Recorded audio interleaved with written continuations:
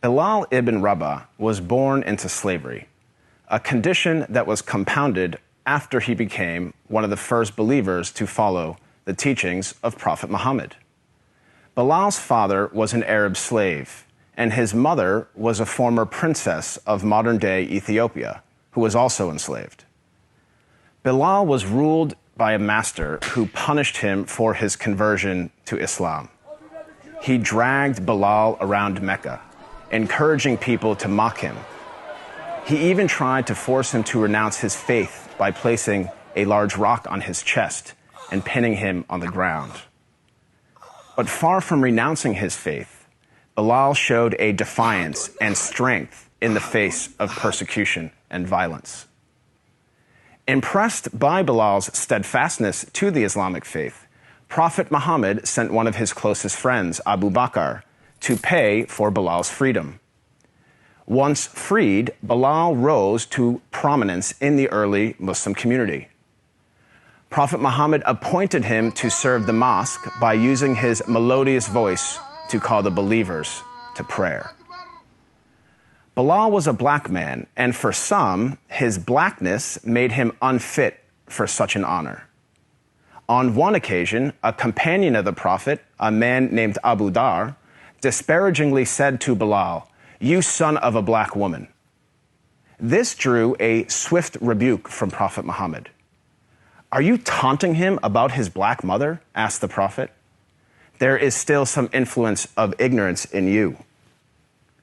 The ignorance the Prophet identified was rooted in the misguided view that a person's race reflects his or her moral character or social status.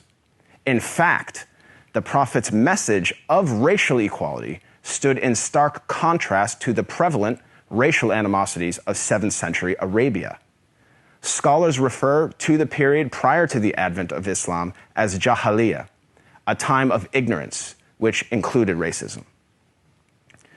Arguably, Prophet Muhammad was the first person in human history to declare, in no uncertain terms, that no person is above another by virtue of race or ethnicity.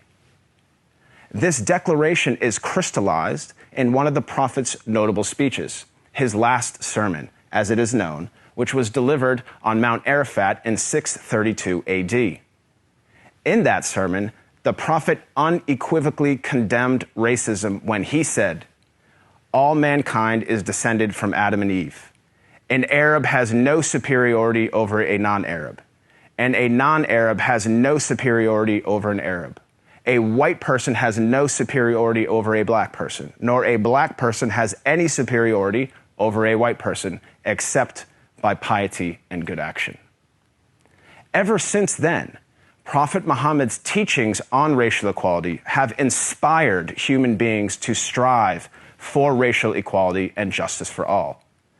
Consider the life of Al-Hajj Malik al-Shabazz, more commonly known as Malcolm X, the black Muslim civil rights leader who battled racism in the 1950s and 1960s.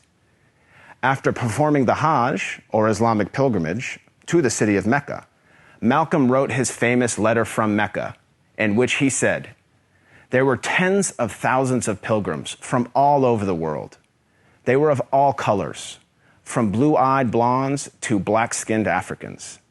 But we were all participating in the same ritual, displaying a spirit of unity and brotherhood that my experiences in America had led me to believe never could exist between the white and the non-white." He added that he had never before seen sincere and true brotherhood practiced by all colors together, irrespective of their color. The Hajj for Malcolm represented a shift away from racism and towards racial equality. The teachings of Prophet Muhammad encouraged all people to strive towards anti-racism, which is quite different than simply non-racism. While non-racists do not openly express prejudiced views, they also do not work to dismantle racism in any given society.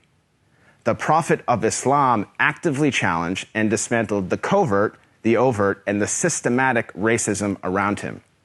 He identified racism as a symptom and identified its root cause as arrogance in the human heart. As our world becomes more and more diverse and interconnected, it is imperative that we strive to follow the teachings of Prophet Muhammad. I am not a Muslim myself, but I have to say that I am deeply inspired by the anti-racism of Prophet Muhammad, because he showed that a person is distinguished over another not by race, but rather by the quality of one's character and conduct. I am Craig Considine for the Amir Stein Center.